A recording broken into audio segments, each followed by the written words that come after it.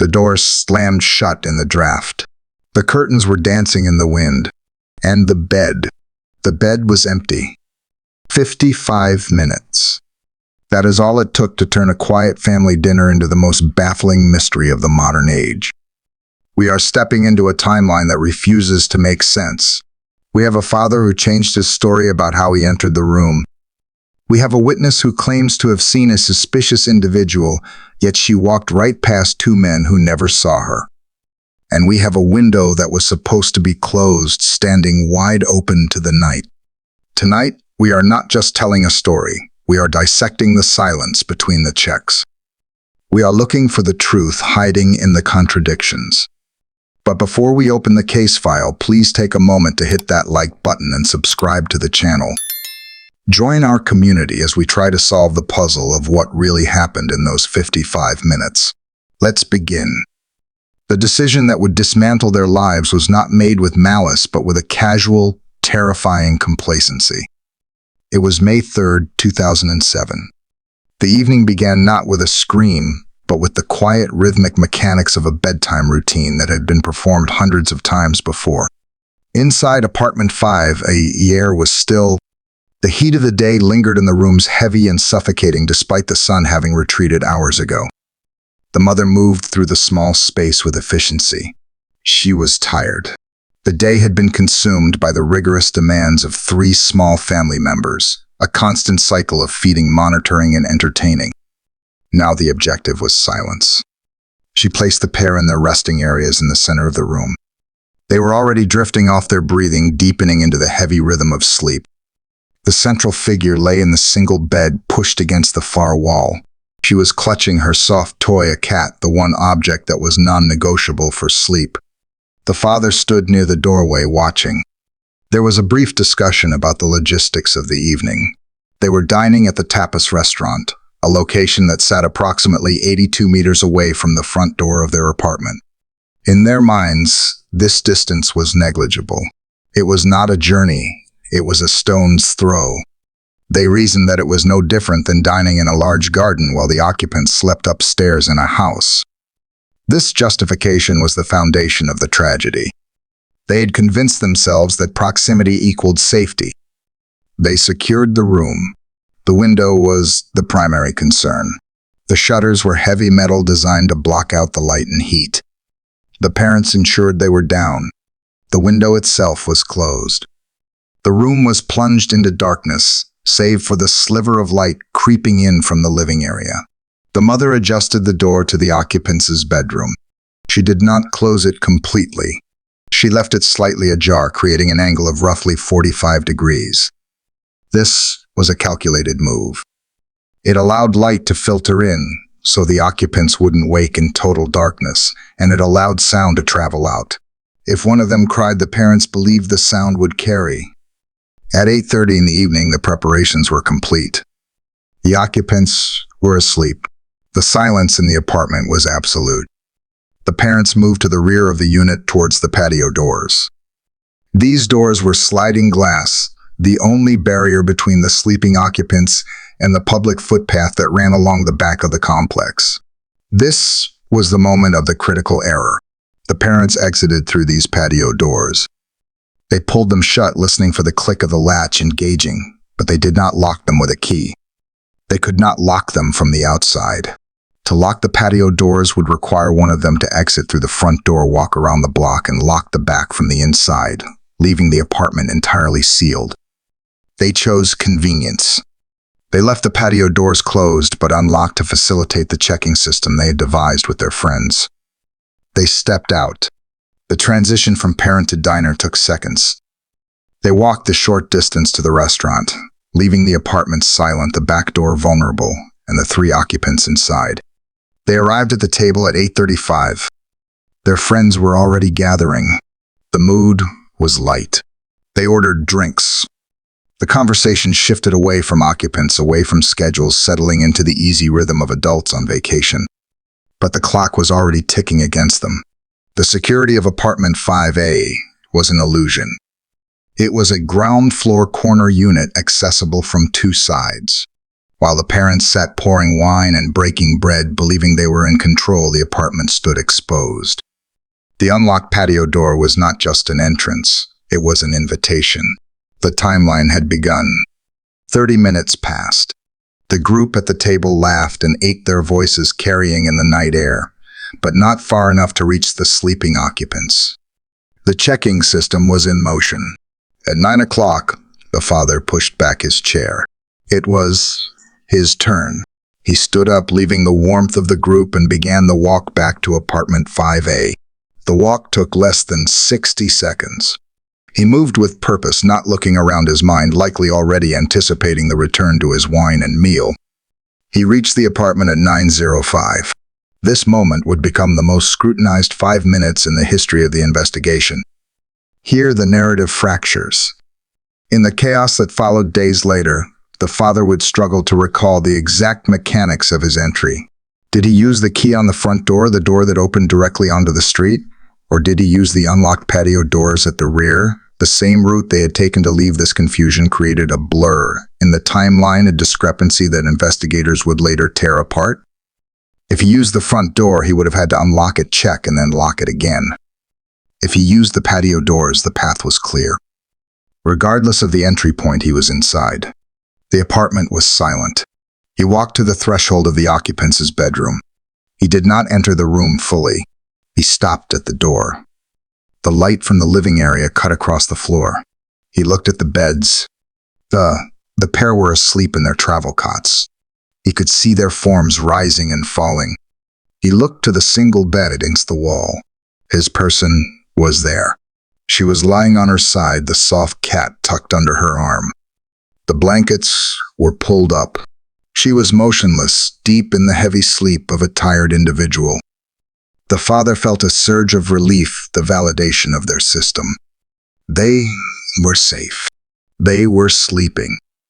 The system worked. He noticed one detail: the door. It was not at the 45-degree angle they had left it. It was open wider, perhaps 60 or 70 degrees. He paused. Had a draft pushed it, had one of the occupants stirred and then settled back down, he stepped forward and gently pulled the door back to its original position, resetting the angle to 45 degrees. He did not search the room. He did not check the wardrobe or look behind the curtains. He saw the occupants, he fixed the door, and he turned to leave. He exited the apartment. If he used the patio doors, he slid them shut again, leaving them unlocked. He began the walk back to the restaurant. He was confident. He had eyes on them. They were fine. As he walked up the street that ran along the side of the apartment complex, he saw a man he recognized. It was another British tourist, a man named Jeremy, who was walking on the opposite side of the road. Jeremy was pushing a stroller, trying to get his own young individual to sleep. The father crossed the road to speak to him. It was 9:10 in the evening. The two men stood on the narrow pavement illuminated by the street lamps. They spoke of mundane things: the weather, the resort, the difficulty of getting occupants to settle. They stood there for several minutes, two fathers in a foreign country making small talk in the dark. This conversation was the alibi.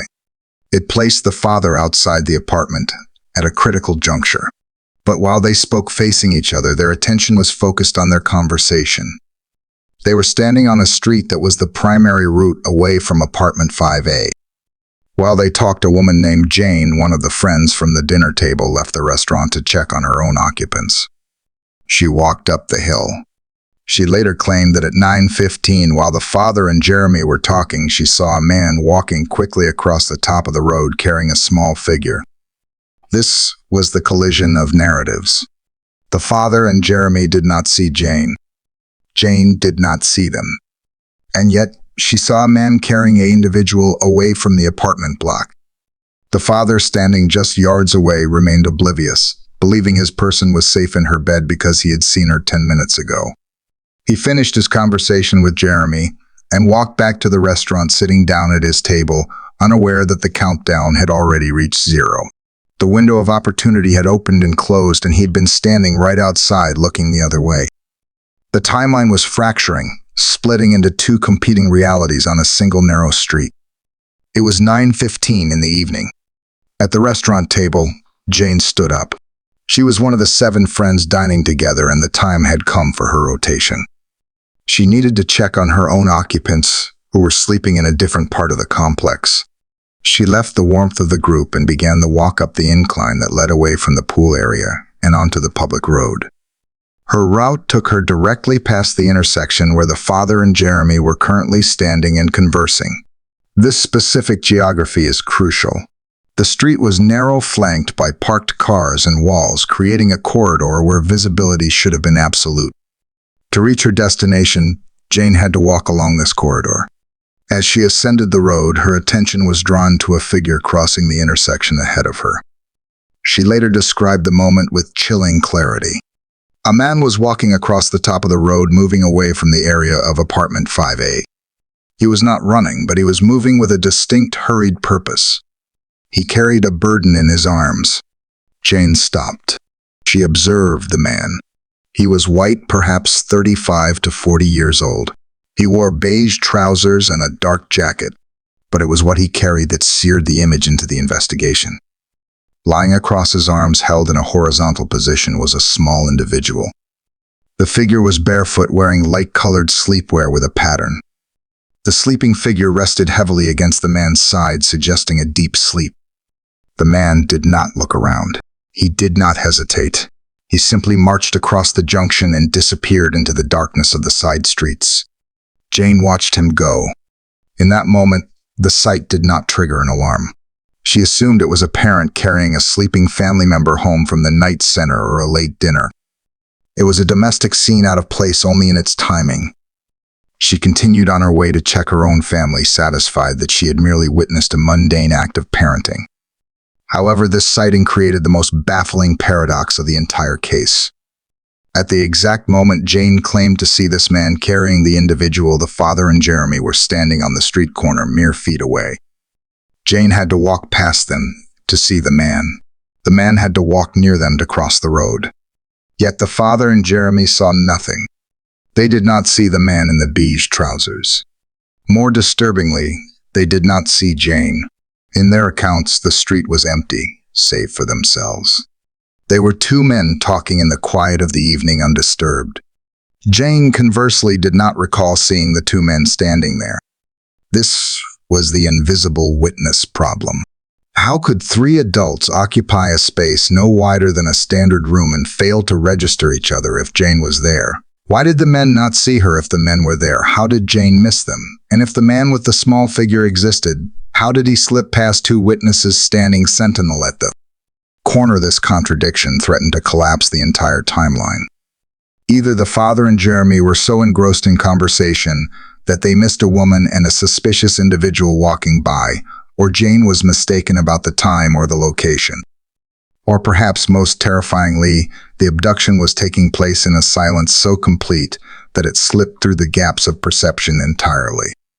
The man in the beige trousers walked out of sight, carrying the individual into the night, leaving behind a street that was simultaneously occupied and empty, depending on who was asked. The clock moved forward. The conversation between the father and Jeremy ended, and the father returned to the restaurant, reassured by his earlier check. The group continued their dinner. It was now 9:30 in the evening. The rotation continued. This time, Matthew stood up. He was another member of the dining party. He volunteered to perform the check. He told the group he would check his own occupants and then stop by apartment 5A to check on the others. This gesture was born of camaraderie, a simple act of helping a friend so they could remain at the table a little longer. Matthew left the restaurant and walked the short distance to the apartment. The night remained quiet. He approached apartment 5A. He did not go to the front door. He went to the rear, to the patio doors that the parents had left unlocked. He slid the door open. It moved silently on its tracks. He stepped inside the living area.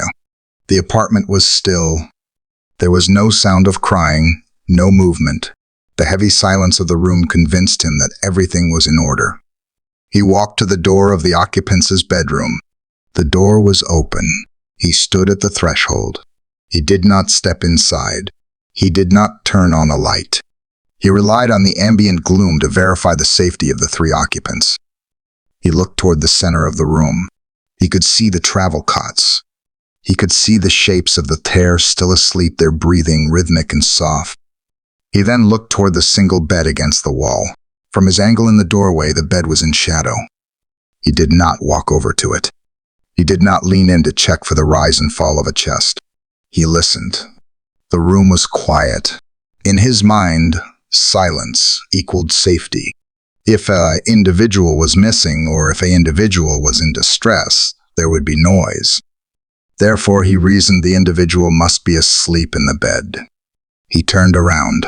He walked back out through the living area, slid the patio door shut, and left the apartment. He returned to the restaurant and sat down. He told the parents that everything was fine. All was quiet, but he had not seen her. This was the terrifying reality of the 9:30 check. It was a check in name only. For all Matthew knew, he had stood in a room that was already a crime scene.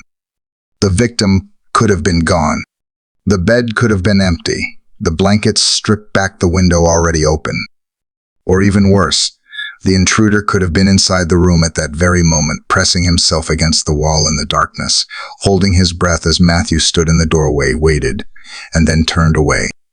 This incomplete check created a catastrophic blind spot. It meant that between the father's check at 9:05 and the next check at 10 o'clock, there was no confirmed sighting of the individual.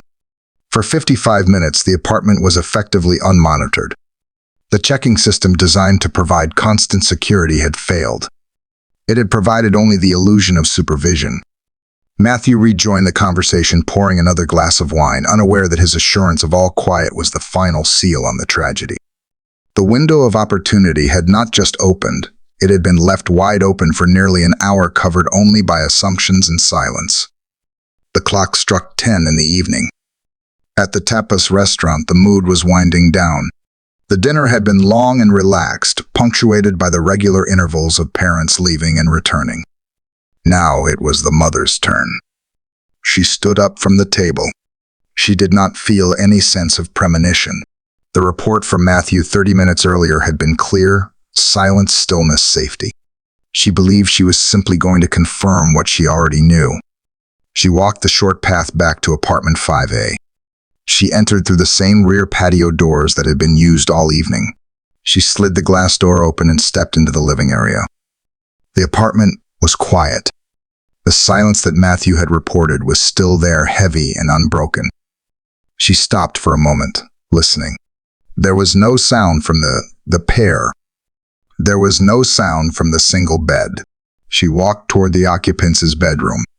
As she approached the door, she stopped. Something was wrong. The door was not as she had left it. She had positioned it carefully at an angle of 45 degrees. When the father had checked at 9:05, he had found it wider open and reset it.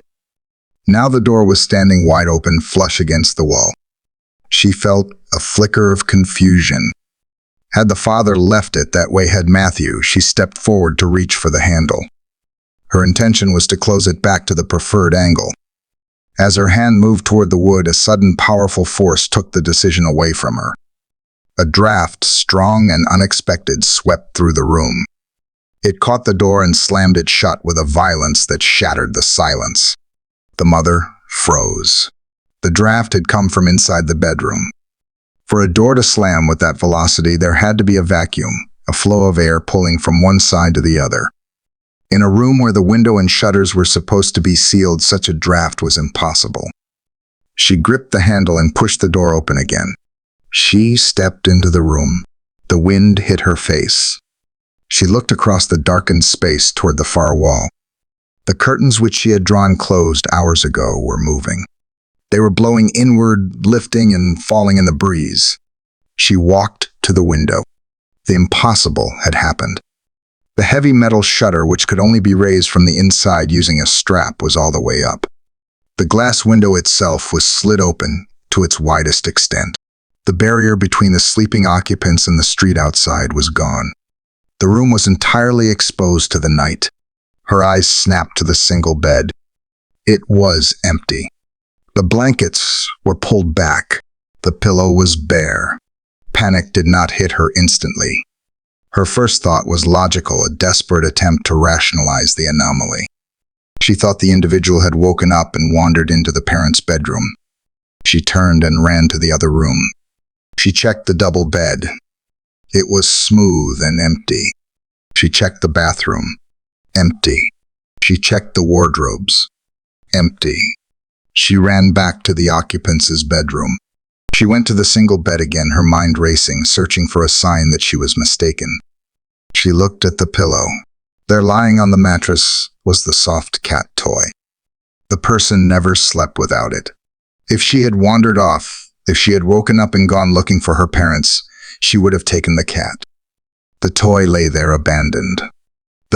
The pair were still sleeping in the center of the room, undisturbed by the draft or the slamming door. The contrast between their peaceful stillness and the gaping void of the single bed broke the mother's composure. The realization crashed into her. The open window, the raised shutter, the silence, the abandoned toy. She spun around and ran. She did not close the window. She did not close the patio doors. She sprinted out of the apartment, her breath coming in sharp, ragged gasps. She ran back along the path she had walked so calmly just minutes before. The distance to the restaurant, which had seemed so short and safe, now felt like a canyon separating two different lives. She reached the table. The friends were still sitting there, glasses in hand, laughing at a joke. They looked up as she approached. Her face told them everything before she spoke a word. She shouted the sentence that would end the vacation and begin the nightmare. She told them the person was missing. She told them they had taken her. The table erupted. Chairs were pushed back, scraping loudly against the ground. The friends sprang up, confusion, turning instantly to action. They ran toward the apartment. The father was already sprinting ahead, disbelief warring with terror on his face. Back at apartment 5, a scene was chaotic. The friends dispersed, checking the immediate area. They looked under beds, inside cupboards, hoping against hope for a game of hide-and-seek gone wrong. But the mother stood in the occupant's bedroom, pointing at the window. The shutter was up. The window was open. The draft was still blowing through, cold and indifferent. The 55 minutes were over. The timeline had run its course. The window of opportunity had closed, and on the other side of it, the individual was gone. The alarm was raised, the police were called, and the search began in the darkness, but the head start was already insurmountable. The silence of the apartment had been a lie. While they ate and laughed and checked the time, someone had stepped through the shadows, and now the only thing left was the open window and the empty bed. While the mother was sprinting back to the restaurant table, her voice breaking the silence of the resort with the news of the abduction, a completely separate narrative was unfolding elsewhere in the village. This second timeline, occurring simultaneously yet independently, would eventually collide with the investigation in a way that shattered every assumption the police would make. It was 10 o'clock in the evening. 700 meters away from apartment 5, an Irish family was ending their night. This was the Smith family. They had no connection to the group dining at the tapas restaurant. They were strangers to the parents of the missing girl. They had spent their evening at a different establishment, oblivious to the checking system, the unlocked patio doors, or the rising panic at the Ocean Club. The family was large, a group of 9 walking together through the streets. They were heading back to their own accommodation after leaving a bar called Kelly's. They were walking up a street known as Rua da Escola Primaria. This road was a key artery, leading away from the beach and the main tourist center, heading toward the darker, more residential outskirts of the town. As the grandfather of the family walked near the center of the road, he noticed a man approaching them. The man was walking down the middle of the street, heading in the direction of the beach, moving against the flow of the Smith family. The grandfather paid attention because the man was carrying a small burden. The encounter lasted only seconds, but the details were registered with a clarity that would later become critical. The man was white, with short brown hair. He was estimated to be between 35 and 40 years old. He was of medium build and height. He wore beige trousers. The description of his clothing was remarkably consistent with the figure Jane claimed to have seen 45 minutes earlier, yet the location and the timing created a glaring contradiction. The figure in his arms was of slight build. The person had blonde hair that fell to her shoulders. Her skin was pale. She was wearing light-colored pajamas. The positioning of the individual was specific.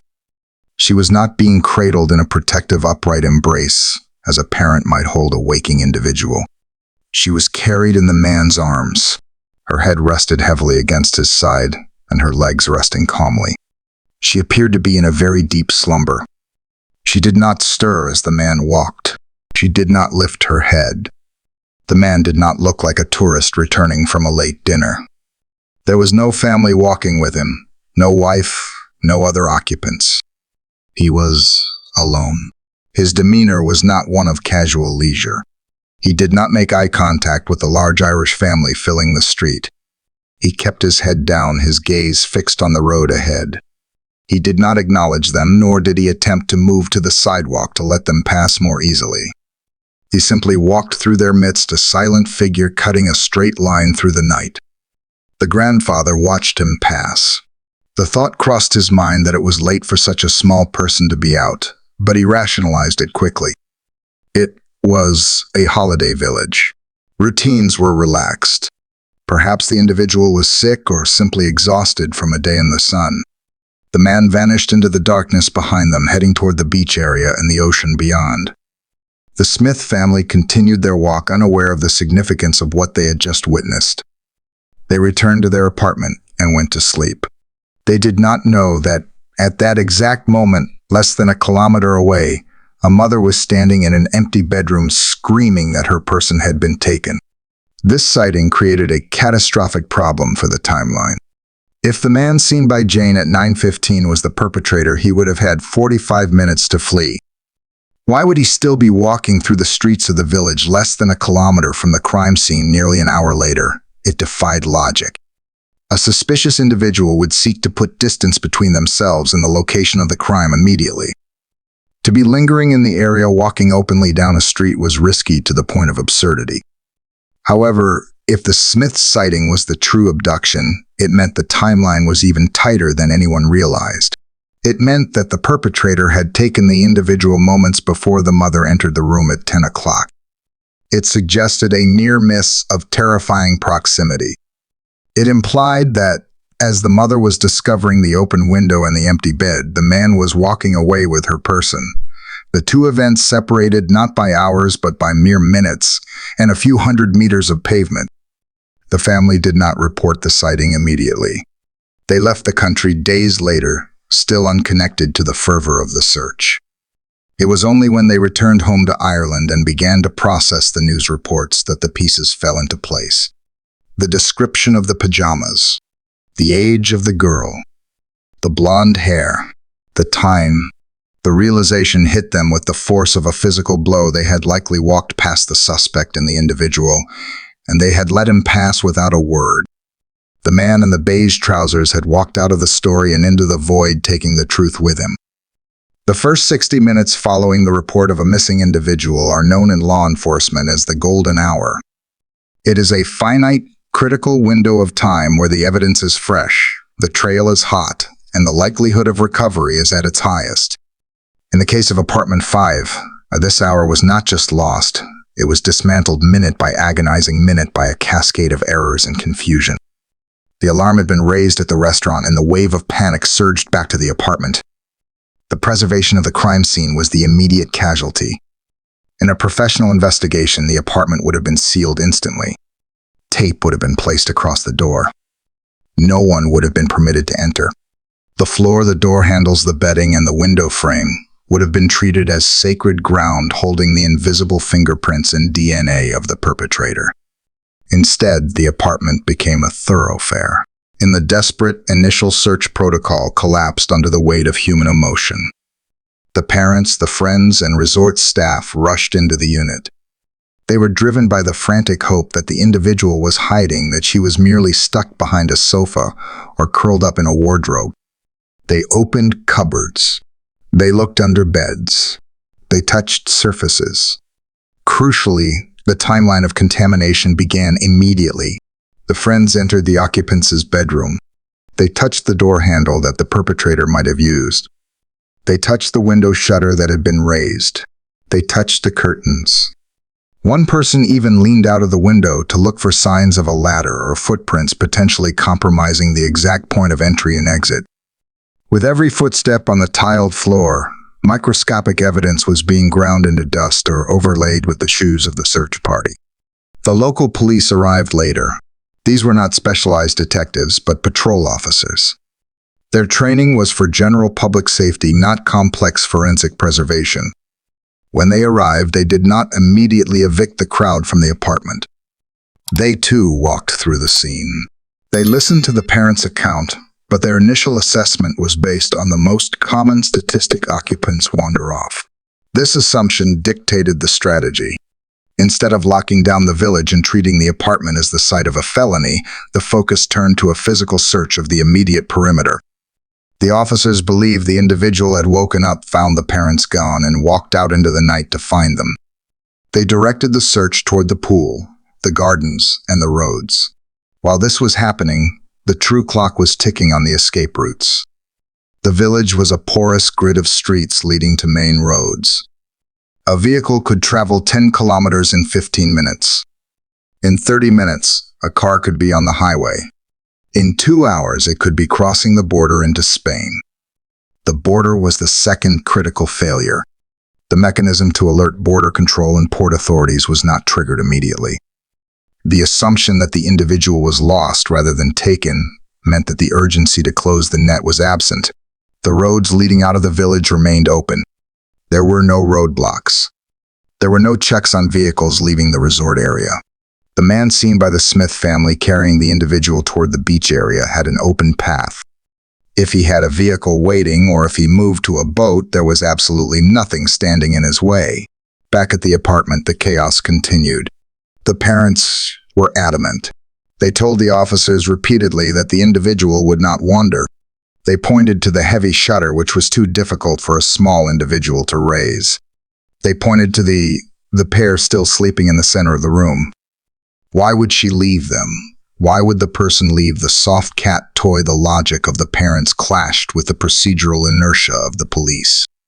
The golden hour bled away.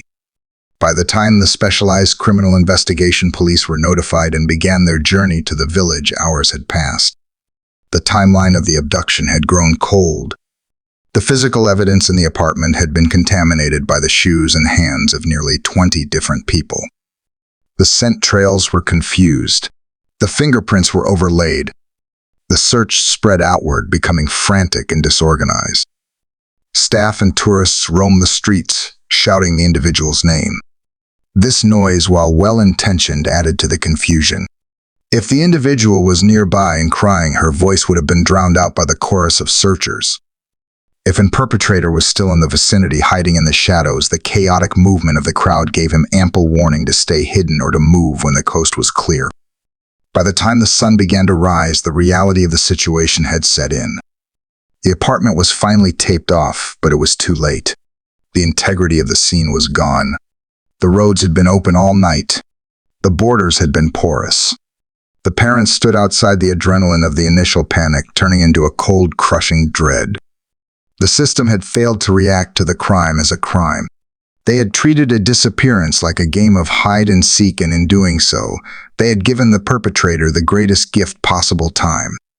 The timeline of the investigation would now always be chasing the timeline of the escape, a race that was lost before it had even truly begun.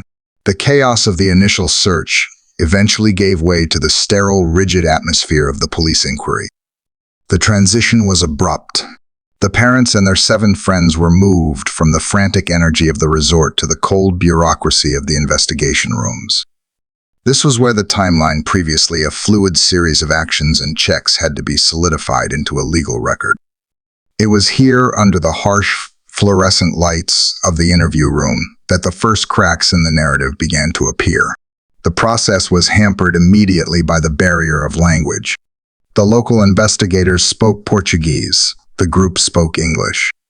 Translators were brought in, but the nuance of memory is often lost in translation. A phrase meant to convey uncertainty could be recorded as fact. A detail meant to be precise could be misinterpreted as vague. This friction created a layer of tension that sat heavy in the room. The police were methodical, accustomed to procedure.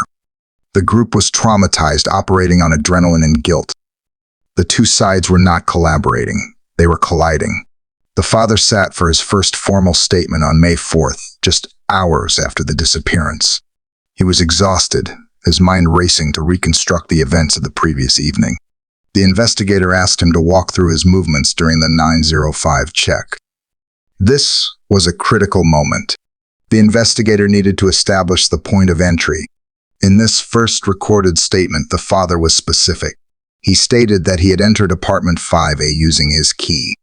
He claimed he had walked to the front door, the one facing the street, unlocked it, entered the apartment, checked the occupants, and then exited the same way, locking the door behind him.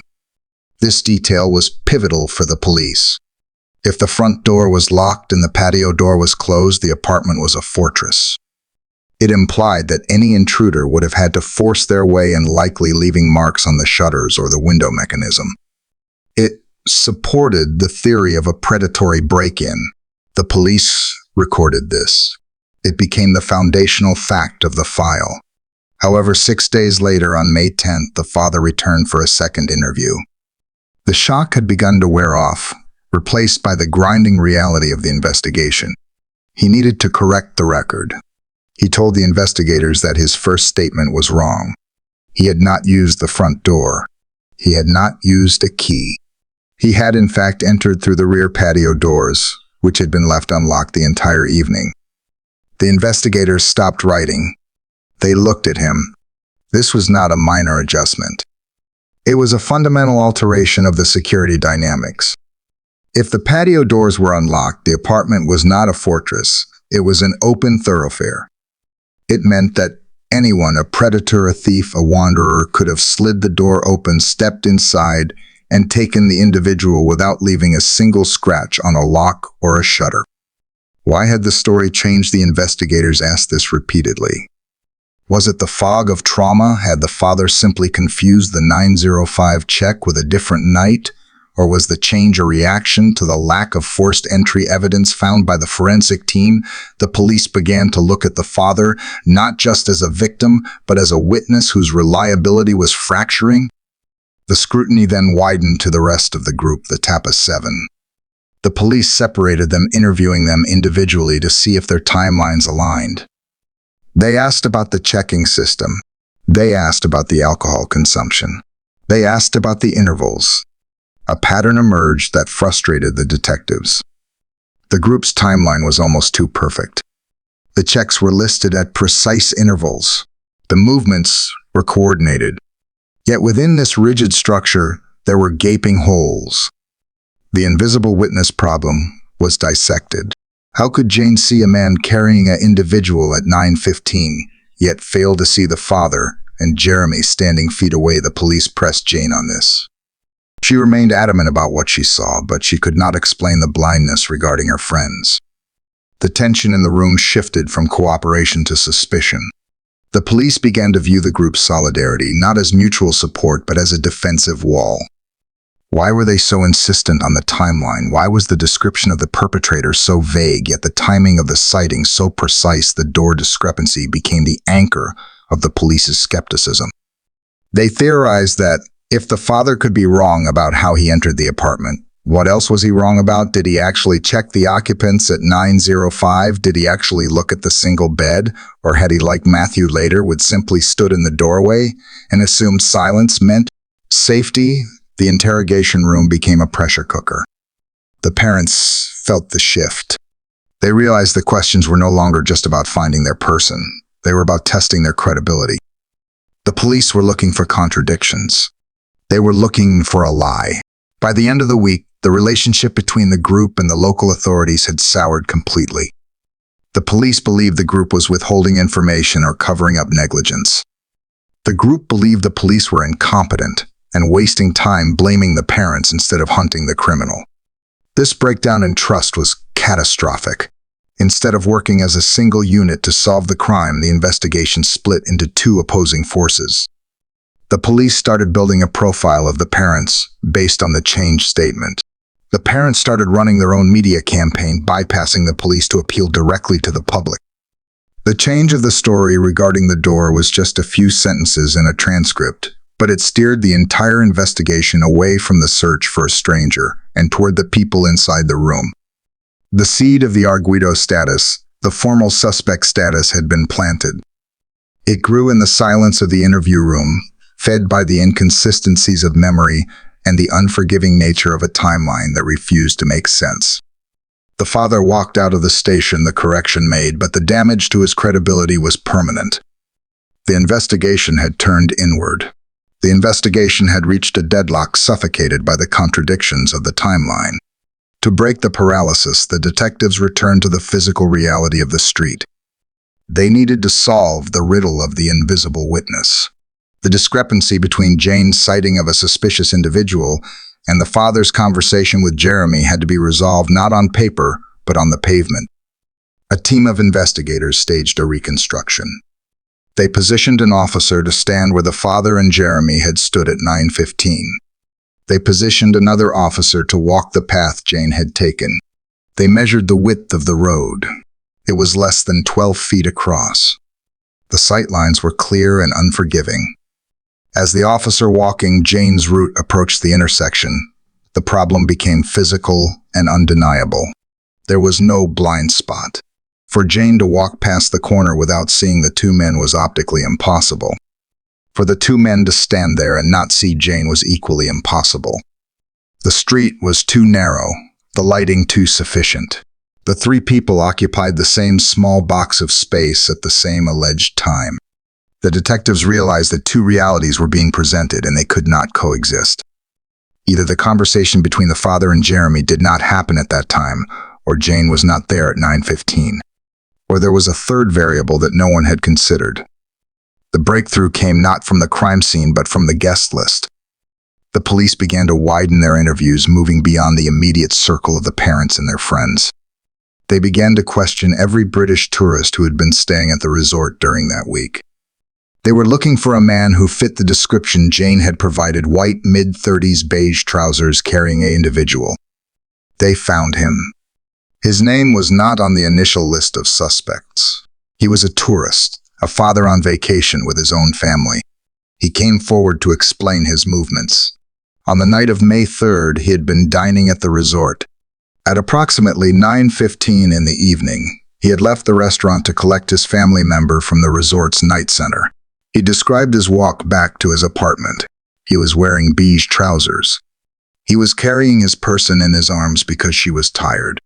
She was wearing light-colored pajamas that matched the description Jane had given. Crucially, his route took him across the top of the road, exactly where Jane claimed to have seen the man. The investigators looked at the timing. It was a perfect match. The man walked across that specific junction at 9:15. The visual match was undeniable. The behavior was consistent. He was walking hurriedly, not because he was fleeing a crime, but because it was late and he wanted to get his individual to bed. This revelation shattered the Tanner sighting. For weeks, the police and the public had believed that Jane had seen the perpetrator taking the individual. They had released sketches of this man. They had built their timeline around the idea that the abduction occurred at 9:15. Now, the truth was stark. Jane had seen an innocent man performing a mundane act of fatherhood. She had seen a tourist carrying his own person. The implications of this were devastating for the investigation. If Jane's sighting was a red herring, then the timeline of the abduction was completely wrong. The abduction did not happen at 9:15. The 45-minute head start that the police had worried about was a fiction. The focus swung violently to the second sighting, the Smith family. If the first man was innocent, then the man seen by the Irish family at 10 o'clock became the primary suspect. The Smith family had seen a man carrying an individual toward the beach at the exact moment the mother discovered the empty bed. This alignment of time was too precise to be a coincidence. The profile of the suspect changed instantly. The police were no longer looking for a man who struck at 9:15. They were looking for a man who was inside the apartment or right outside it at 10 o'clock. This meant the perpetrator was likely watching the apartment when the father checked at 9:05. It meant he was likely watching when Matthew listened at the door at 9:30. The realization brought a new, chilling clarity to the silent interval. The perpetrator had not taken the individual early and fled. He had waited. He had perhaps been hiding in the shadows of the patio or even inside the room while the checks were being performed. The reconstruction proved that the invisible witness paradox was solved by removing the crime from that moment entirely. There was no suspicious individual at 9:15. There was only a father bringing his individual home. The real phantom was the man seen 45 minutes later, the one who walked through the Smith family head down carrying an individual who was too heavy and too deep in sleep. The investigation had spent precious weeks chasing a ghost, while the real perpetrator had walked away in the opposite direction under the cover of the 10 o'clock darkness. The timeline had not just shifted, it had snapped into a new, terrifying focus. The window of opportunity was not an hour long. It was instantaneous. The mother opened the door, and the perpetrator was likely mere yards away, vanishing into the night. The investigation underwent a seismic shift in September of 2007. The sympathy that had initially surrounded the parents evaporated, replaced by a cold, aggressive suspicion. The catalyst for this change was not a new witness or a recovered weapon, but the arrival of two highly specialized canines brought in from the United Kingdom. The police had reached a wall. The physical search of the surrounding scrubland had yielded nothing. The timeline of the stranger abduction was riddled with the contradictions of the Smith and Tanner sightings. In frustration, the lead detectives authorized the use of forensic dogs trained to detect biological traces and forensic markers of a serious incident. The dogs were deployed inside apartment 5A. The process was recorded. The animals moved through the empty rooms, their movements sharp and instinctive. One dog trained to alert only to forensic evidence of a critical event stopped in the living area. It barked, signaling a potential positive reaction at that specific location. It alerted behind the sofa and near the wardrobe in the parents' bedroom. The second dog, trained to detect biological fluids, also alerted.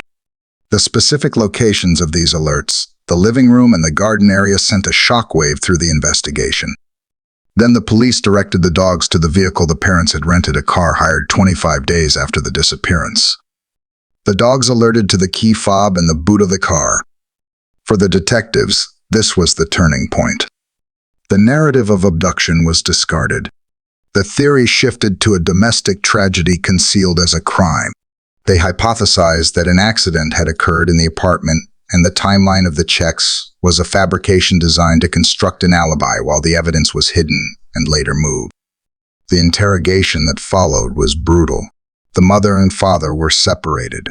The questions changed from "What did you see?" to "Why did you do it?" The detectives offered a plea bargain to the mother. They suggested that if she admitted to a tragic incident in a panic-induced cover-up, she would receive a lenient sentence. She refused. She sat in the interview room staring at her accusers, maintaining that her person had been stolen. The tension culminated in the formal declaration of the parents as arguidos, or formal suspects. The news broke globally. The images of the couple, previously seen as victims of a nightmare, were now analyzed for signs of guilt. Every gesture was scrutinized. Crucially, this shift in focus collided with a delayed realization from the Smith family. Back in Ireland, the grandfather of the family was watching the television coverage of the parents returning home. He saw footage of the father walking down the stairs of an airplane carrying one of the pair. The movement triggered a memory. The posture, the gait, the way he held the individual, it struck the grandfather as identical to the man he had seen walking away from the apartment complex at 10 o'clock on the night of the disappearance. He contacted the authorities. He stated that he was now 60 to 80% sure that the man he saw carrying the individual into the darkness was the father himself. This identification reinforced the police's new theory. They believed the father had used the chaos of the search as a cover to move the individual. The timeline of 10 o'clock, the exact moment the mother raised the alarm, became the centerpiece of the accusation. The investigation had turned entirely against the family, transforming the search for a missing individual into a prosecution of the parents. The status of Arguido hung over the parents for 10 agonizing months. The investigation had become a war of attrition. The police leaked details of the dog alerts and the DNA analysis to the press. The parents' legal team fought back, pointing out that the forensic evidence was inconclusive. The DNA samples were mixed and too degraded to provide a definitive match to the missing individual. The alerts from the dogs, while compelling to the detectives, were not admissible as primary evidence in a court of law without corroborating physical proof. There was no physical evidence found. There was no weapon. There was no confession. The theory that the parents had hidden significant evidence for weeks and then moved it in a rental car while under the intense scrutiny of the world's media began to crumble under the weight of logistical impossibility. The timeline simply did not allow for the hours of unseen activity required to execute such a cover-up. In July of 2008, the Portuguese Attorney General made the final decision. He ruled that there was no evidence to support the theory that the parents were involved in the disappearance. He also ruled that there was no evidence to charge anyone else. The investigation had exhausted its leads. The case was archived. The Arguido status was lifted.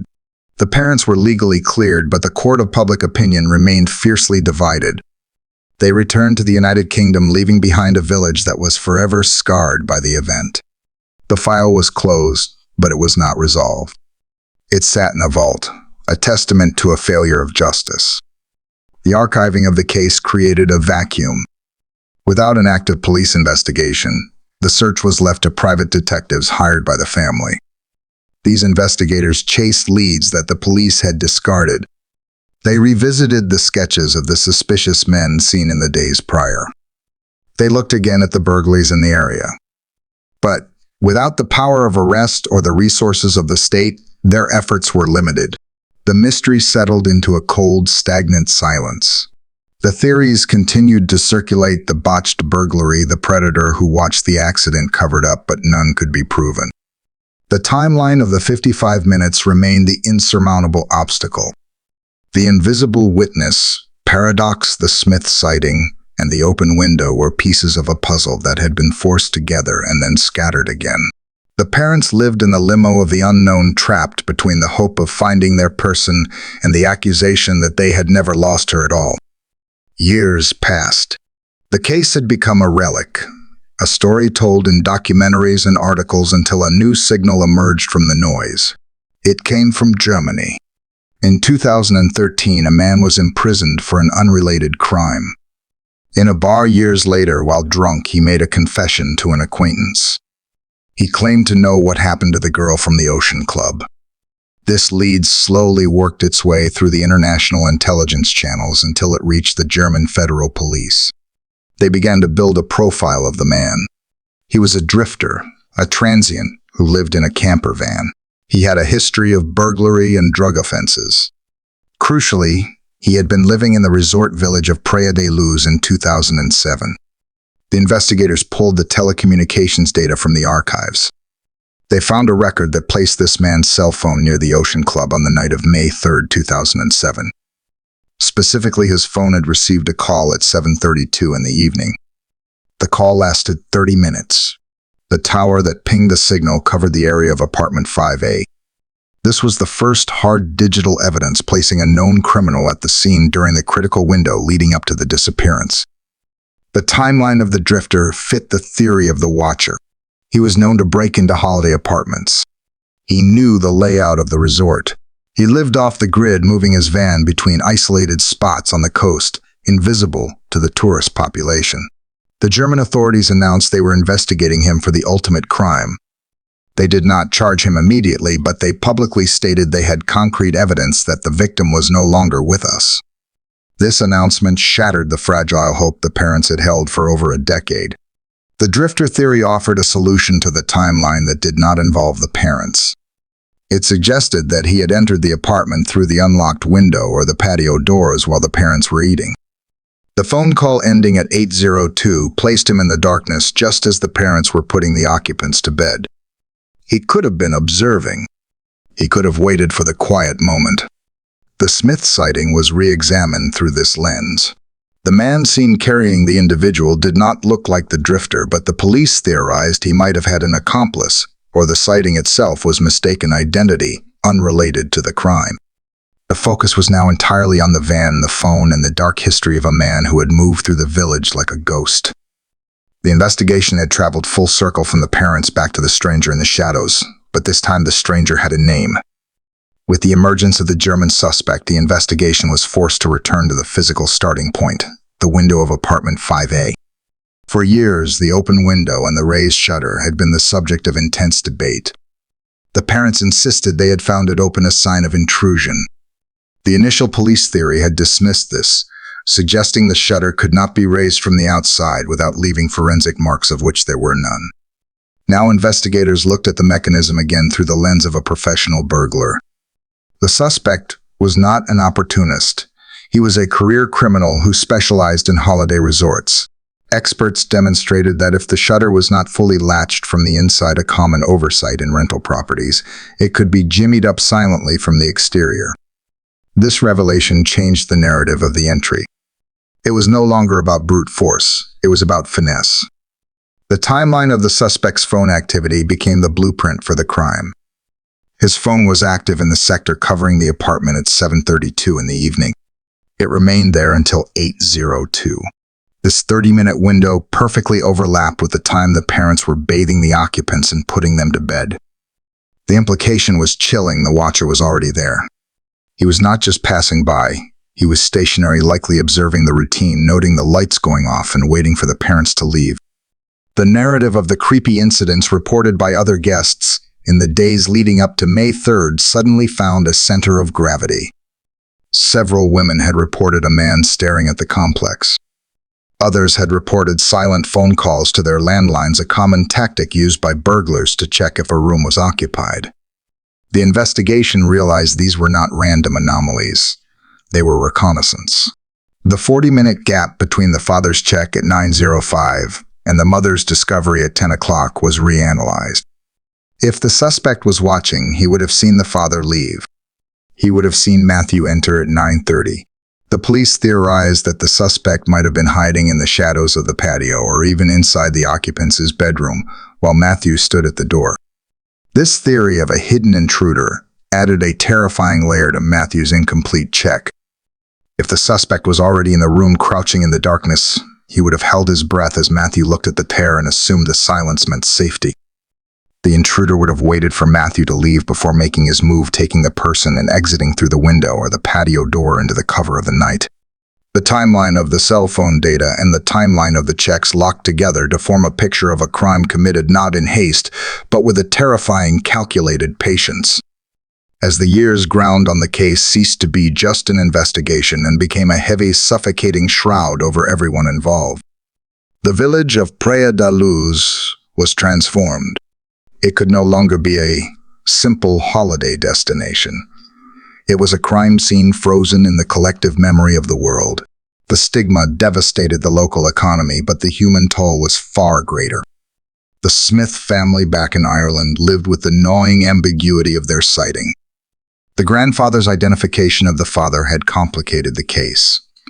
But as the German suspect theory gained traction, the family had to wrestle with a different kind of guilt. If the man they saw was the perpetrator and not the father, they had walked within feet of him. They had let him pass. This, what if, became a permanent shadow over their lives. The image of the individual in the beige pajamas sleeping so deeply was a memory that could not be exorcised. The group of friends, the top of 7, fractured under the pressure. The unity they had shown in the early days, the pact to stick to the timeline, had become a burden. They had been accused of covering up a crime, of negligence, of lying. The relentless media scrutiny meant they could never truly return to anonymity. The friendships that had brought them to Portugal dissolved, replaced by legal correspondence and the shared trauma of a vacation that destroyed their lives.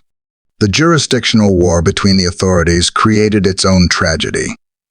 The German prosecutors announced they were entirely certain the victim had not survived. The British police continued to treat it as a missing person case. The Portuguese authorities remained skeptical of both. This lack of consensus meant the parents were trapped in a state of administrative limbo. They could not mourn because there was no final physical evidence, but they could not hope because the authorities told them it was over. The investigation had cost millions. It had spanned continents. Yet for all the money and time, the central void remained. The files grew larger, filled with sightings from Morocco to Belgium, psychics' visions and conspiracy theories, but the truth remained elusive. The weight of time did not heal, it eroded. It wore down the credibility of witnesses, it degraded the physical evidence, and it exhausted the public's capacity for shock. The case became a grim fixture of the news cycle, a story without an ending, dragging the witnesses and the parents through a perpetual loop of the events of May 3rd. 15 years later, the story of the 55 minutes physical evidence, a paradox that defies logic. The investigation has circled every possibility, yet every door leads back to a contradiction. The timeline is a broken clock that cannot be fixed.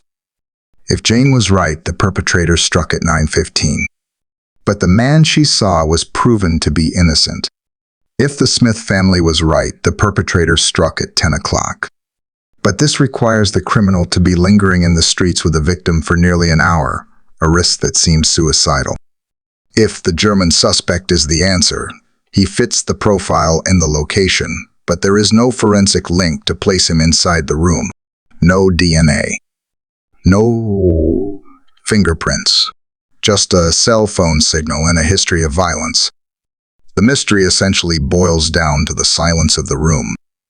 How did a perpetrator enter a small apartment, navigate around two sleeping occupants, lift the sleeping form from a bed, and exit through a small window without making a sound that would wake the others? How did he move through a resort teeming with tourists, past a father chatting on a corner, past a friend listening at a door, and vanish into the ether? The open window of apartment 5 stands as the enduring symbol of the case. It is the threshold between safety and the unknown. On one side, the mundane world of a family vacation of sleeping occupants and dinner plans. On the other side, the dark void where a person can disappear without a trace. The timeline tells us that for 55 minutes, the parents believed their person was safe. They were wrong. The timeline tells us that checks were made, but they were insufficient. It tells us that witnesses saw things, but their eyes deceived them, or they saw the truth too late. In the end, the case is not about the millions spent or the global headlines. It is about the absolute terrifying fragility of the line between presence and absence. 1 minute she was there, breathing in the dark. The next minute, the wind was blowing through the open shutter and the bed was empty. The figure who stepped through that window, whoever he was, took more than a life. He took the truth, leaving behind only the draft and the silence. The 55 minutes are over, but the clock has never stopped ticking for those left behind in the quiet aftermath of the open window.